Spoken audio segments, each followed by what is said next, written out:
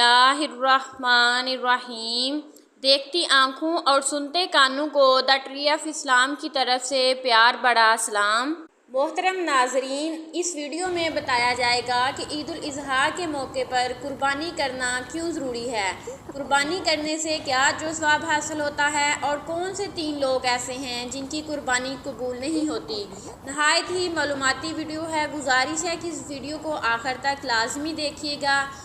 रसूलुल्लाह सल्लल्लाहु अलैहि वसल्लम से एक दिन सहाबा इकराम रज़वानुल्लाहि अजमाइन ने दरियाफ़्त किया कि या रसूलुल्लाह सल्लल्लाहु अलैहि वसल्लम, बताइए कि ये कुर्बानी क्या है। तो रसूलुल्लाह सल्लल्लाहु अलैहि वसल्लम ने इरशाद फरमाया, ए सहाबा, ये कुर्बानी तुम्हारे दादा सैयदना हज़रत इब्राहीम अलैहिस्सलाम की सुन्नत मुबारका है। ये सुनकर सहाबा इकराम ने मज़ीद पूछा कि या रसूलुल्लाह सल्लल्लाहु अलैहि वसल्लम, फिर इस पर हमें अज्र व सवाब क्या मिलेगा और नेकियां कितनी मिलेंगी। तब नबी करीम सल्लल्लाहु अलैहि वसल्लम ने इरशाद फरमाया कि जिस जानवर की तुम कुर्बानी करोगे, इस जानवर के हर बाल के बदले तुम्हें एक नेकी मिलेगी। नबी करीम सल्लल्लाहु अलैहि वसल्लम की इस हदीस मुबारका से ये बात मालूम हुई। और ज़रा हिसाब लगाइए कि कुर्बानी के लिए जितना बड़ा जानवर होगा उतना ही हमें उसके बालों के बराबर सवाब होगा। तो इस जानवर के एक एक बाल के बदले एक नेकी के हिसाब से नेकियां भी ज़्यादा मिलेंगी।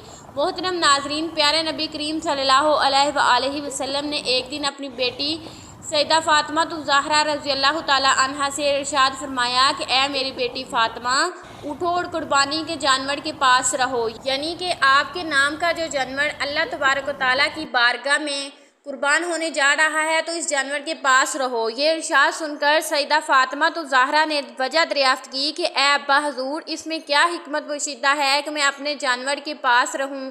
तो ये सुनकर नबी करीम सल्लल्लाहु अलैहि वसल्लम ने फरमाया कि ए प्यारी बेटी फ़ातिमा, इसलिए कि इस जानवर के खून का पहला कतरा ज़मीन पर गिरते ही अल्लाह तबारक व तआला तुम्हारे पिछले तमाम गुनाहों को मिटा देंगे।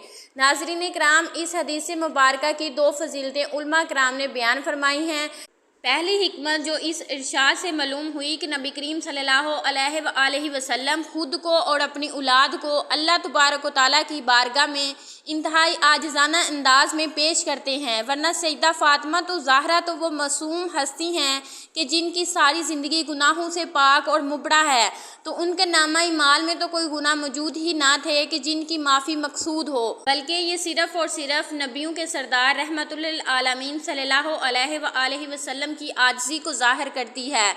दूसरी हिकमत तब मालूम हुई जब सैयदा फ़ातिमा ज़हरा रज़ियल्लाहु ताला अन्हा ने नबी करीम सल्लल्लाहु अलैहि वसल्लम का इरशाद मुबारका सुनकर दरियाफ़्त किया कि या रसूलुल्लाह सल्लल्लाहु अलैहि वसल्लम, क्या ये फजीलत सिर्फ़ अहले बैत के लिए है या तमाम उम्मत मुसलमा के लिए है। तब नबी करीम सल्लल्लाहु अलैहि वसल्लम ने इरशाद फरमाया कि ये फजीलत और ये इनाम पूरी उम्मत मुसलमान के लिए है। सुबहान अल्लाह। मालूम हुआ कि जब कोई शख्स अल्लाह तबारक व तआला की राह में जानवर कुर्बान करता है, तो इस जानवर के जिस्म से खून का पहला कतरा जब ज़मीन पर गिरता है, तो अल्लाह तबारक व तआला इस कतरे के साथ ही इस शख्स के पिछले तमाम गुनाहों को मिटा देता है। हमारे नबी करीम सल्लल्लाहु अलैहि वसल्लम ने इरशाद फरमाया कि जो शख्स इस्तिताअत होने के बावजूद और कुर्बानी की गुंजाइश होने के बावजूद भी कुर्बानी नहीं करता, माल भी है, दौलत भी है, पैसा भी है और सब कुछ है, फिर भी अगर वो कुर्बानी नहीं करता तो वो हमारी ईदगाह में ना आए। सैयदना इमाम जाफ़र सादिक़ रज़ियल्लाहु ताला अन्हो लोगों को वाज़ो नसीहत फरमा रहे थे, दर्से कुरान दे रहे थे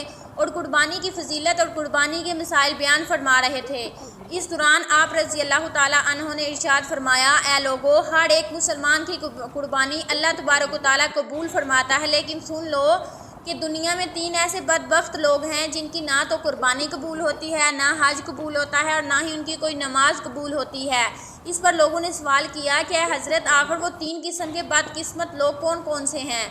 ऐसे कौन से बदबख्त लोग हैं कि जिनकी कुर्बानी नहीं कबूल होती, जिनका ना ही हज कबूल होता है और ना ही कोई नमाज कबूल होती है। मोहतरम नाजरीन, दिल के कानों से सुनिएगा कि वो कौन कौन से बदबख्त हैं। फरमाया कि नंबर 1 पर शिरक करने वाले, शिरक करने का कोई भी अमल कबूल नहीं होगा, ना नमाज कबूल होती है, ना हज कबूल होता है और ना ही कुर्बानी कबूल की जाती है। अल्लाह तबारक व तआला के साथ किसी को शरीक ठहराना शिरक कहलाता है। अल्लाह का दरवाज़ा छोड़कर किसी गैर के दरवाजे पर जाकर بھیک مانگنا، خیرات مانگنا، مشکلات کا حل مانگنا شرک ہے۔ دیہاتوں میں اکثر نادان لوگ اپنی کم علمی اور نادانی کے سبب بزرگوں کے درباروں پر جا کر شرک کرتے ہیں۔ ان سے کہتے ہیں کہ بابا جی ہمیں اولاد دے دے، ہمیں روزگار دے دے، ہماری مشکلیں آسان فرما دے۔ ایسے نادانوں کو یہ معلوم نہیں کہ وہ کتنا بڑا گناہ کر رہے ہیں۔ ایسے نادان کی آہوازاری سن کر قبر میں پڑا اللہ کا نیک ولی بھی ایسے شخص پر لعنت کر رہا ہوتا ہے۔ ایسے بزرگ یہ بھی کہتے ہوں گے کہ او لعنتی انسان، میں تیرا خدا تو نہیں، تو کیوں مجھے فرعون بنا رہا ہے؟ اس خالق حقیقی کے در پر میں اپنا سر جھکاتا تھا، جس سے میں ساری زندگی اپنی تمنائیں اور خواہشات مانگتا تھا، جس سے میں نیکی کی طاقت و توفیق مانگا کرتا تھا۔ تم بھی اسی رب سے کیوں نہیں مانگتا؟ اسے بھی کیوں نہیں مانگتا جو سب کو دیتا ہے؟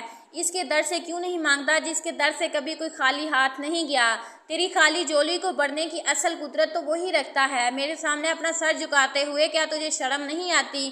تو یہ اتنا بڑا گناہ ہے کہ اللہ تبارک و تعالیٰ کو چھوڑ کر کسی انسان کے سامنے سر جھکاتا اور اسے اپنی خواہشات کی تکمیل کی امید لگانا، اور یہی شرک ہے۔ تو پیارے نبی کریم صلی اللہ علیہ وآلہ وسلم نے فرمایا کہ صحابہ شرک سے بچ جانا، اگرچہ تمہارے ٹکڑے ہی کیوں نہ کر دیے جائیں، پھر بھی صحابہ اکرام شرک سے بچ جانا۔ یاد رکھنا کہ اگر شرک کرو گے تو تمہارا کوئی بھی عمل قبول نہیں ہوگا۔ محترم ناظرین، کیا آپ جانتے ہیں کہ جب کوئی انسان زنا کرتا ہے تو اس شخص پر اللہ تبارک و تعالیٰ کو بے حد غصہ آتا ہے۔ اللہ تعالیٰ زانی انسان پر غضبناک ہوتا ہے، کیونکہ ایک مومن جب زنا کر رہا ہوتا ہے تو وہ اس وقت دائرہ ایمان سے خارج ہو جاتا ہے۔ اسی طرح ایک مومن جب چوری کر رہا ہوتا ہے تو اس وقت بھی ایمان سے خالی ہو جاتا ہے۔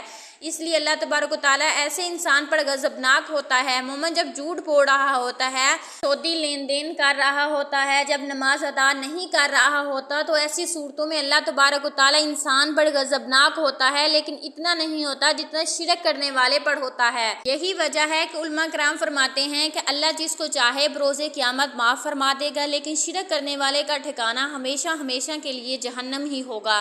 حضرت امام جعفر صادق رضی اللہ تعالیٰ عنہ ارشاد فرمایا کہ دوسرے وہ لوگ ہیں جو حرام کے پیسوں سے جا کر بکرا خرید کر لاتے ہیں اور قربانی کرتے ہیں۔ یہ وہ لوگ ہیں کہ جن کی نماز قبول نہیں ہوتی اور نہ ہی ان کی قربانی قبول ہوتی ہے۔